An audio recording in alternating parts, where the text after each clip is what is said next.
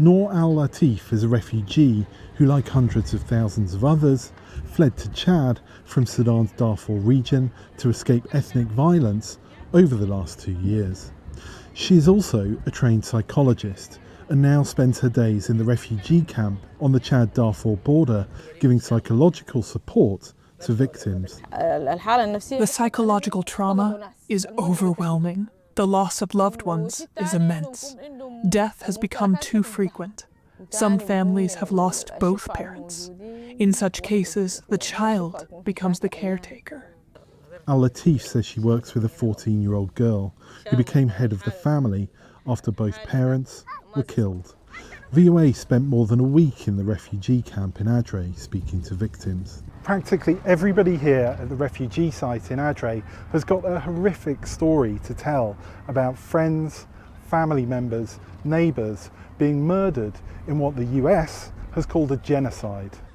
And the US says other crimes against humanity are also taking place.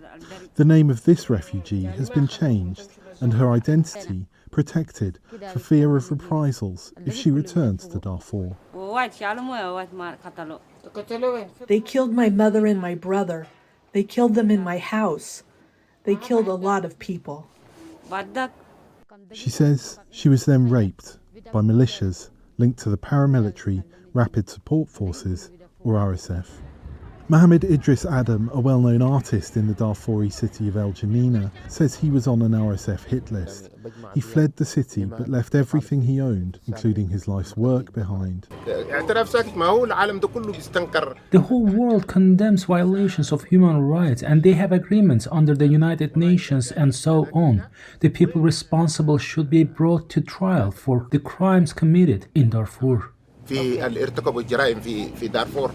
The US has sanctioned the RSF leader Mohammed Hamdan Dagalo and other senior members of the group. Meanwhile, the victims' trauma continues, says Al-Latif, and for many, it seems to get worse at night. During the day, they all seem fine, but at night, it's all screaming and chaos in the streets. It's unbelievable. Although the Darfuris in Adre were lucky enough to escape, they still live with the horror of what happened. Henry Wilkins, VOA News, Adre, Chad.